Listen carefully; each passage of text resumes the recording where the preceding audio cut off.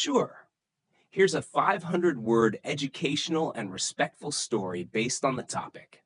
If you are old and you masturbate, your prostate is more. The story blends real health insights into a narrative format, aiming to inform and engage mature readers with dignity. A private matter: what Harold learned about prostate health in his 70s. Harold had always been a man of quiet curiosity. At 73, he enjoyed crossword puzzles, gardening, and the occasional trip down the YouTube rabbit hole. But one afternoon, after reading a health article online, he found himself wondering about something he'd never asked anyone. How does sexual activity affect a man's health, specifically the prostate, as he gets older? It wasn't exactly dinner conversation, so Harold brought it up during his annual checkup with Dr. Molina, his longtime physician.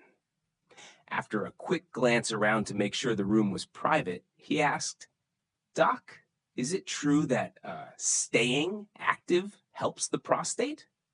Dr. Molina smiled knowingly. "You're not the first person to ask," she said. "Actually, yes, there's growing research showing that regular ejaculation, whether through sex or masturbation, may be good for prostate health, especially as men age." Harold raised an eyebrow. "You're serious?" "Very," she replied.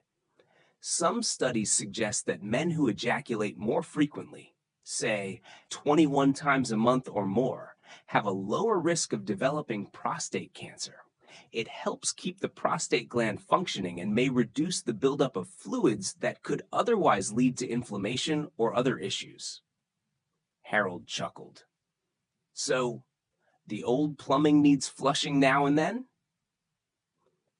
"Exactly," Dr. Molina laughed. "As long as it's safe, comfortable, and part of an overall healthy lifestyle, there's nothing wrong with staying sexually active at any age. In fact, it's often a sign of vitality." That conversation sparked a new kind of awareness in Harold. For years, he'd quietly assumed that aging meant shutting down parts of himself, including his sexuality. But learning that this aspect of his life could actually support his health changed something in him. It wasn't just about the prostate anymore. It was about embracing every part of life without shame or silence. He began reading more, learning how diet, exercise, and even stress levels could impact prostate health. He added more tomatoes and leafy greens to his meals, walked daily, and even practiced pelvic floor exercises, things he would have never considered in his 50s. Most importantly, he began to view his body as something still very much alive, deserving of care, attention, and yes, pleasure. Harold also started casually talking with a few of his close friends about men's health, something they'd all avoided for years. To his surprise, they were eager to talk, too. Some of them had questions, others shared personal stories about prostate issues and what had helped. The silence was finally broken. By the time Harold returned for his next checkup, he felt not only healthier, but more confident, knowing he was actively participating in his own well-being.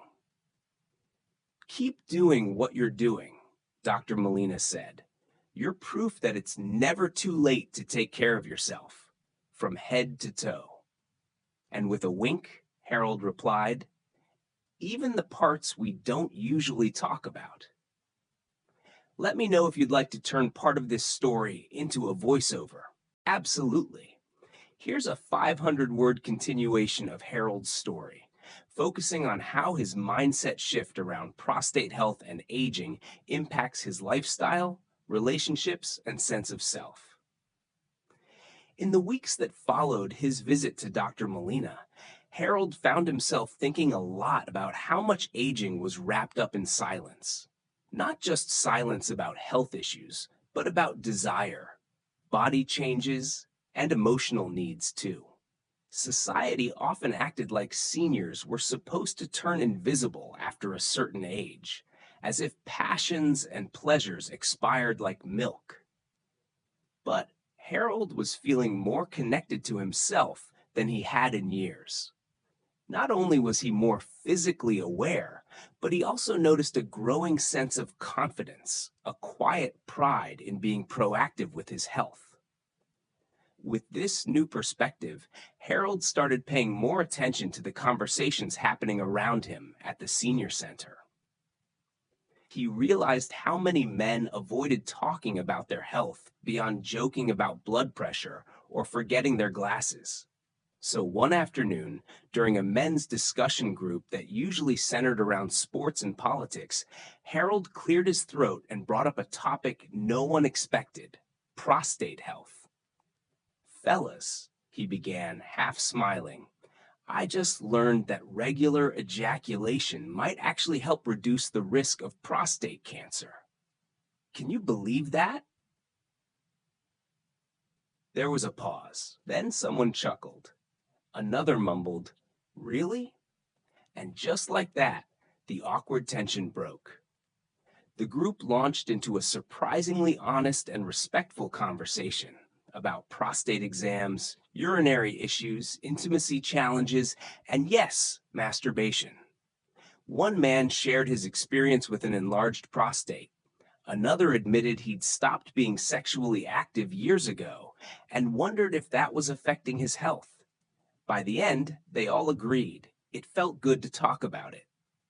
From then on, Harold made it his mission to normalize these topics, not to shock or push anyone, but to remind his peers that taking care of their health, all aspects of it, was an act of strength, not shame. He even suggested the community center bring in a guest speaker, maybe a urologist or men's health expert, and to his surprise, the event drew a full house. Meanwhile, Harold also noticed a shift in his relationship with his own body. His small habits became rituals of self-care. Warm showers in the morning, followed by light stretching. Healthy meals that supported both his digestion and energy, and moments of physical connection with himself that he no longer treated as taboo. He wasn't chasing youth. He was respecting his age by listening to what his body needed. And that respect started to ripple outward. Lisa, his daughter, commented that he seemed lighter, more at peace.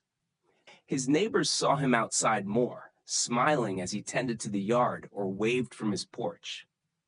Harold's sleep improved, his energy was steady, and most importantly, he felt in control, not of aging, but of how he moved through it.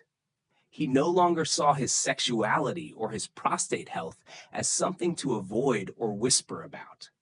Instead, it was just another part of being human, one worth tending to with the same care he gave his garden, regularly, gently, and without shame.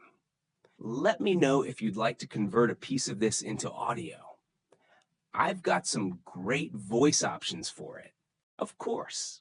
Here's a 100-word paragraph to continue and gently wrap up Harold's story. As spring rolled in, Harold felt more alive than he had in years. He walked taller, smiled more easily, and even signed up for a dance class at the community center, something he never would have done before. It wasn't about impressing anyone. It was about enjoying the simple pleasure of movement and connection. Taking care of his prostate had become part of a bigger realization. Aging wasn't about decline, but about being intentional. By listening to his body and embracing every part of himself, Harold discovered not just better health, but a renewed sense of joy in the life he still had.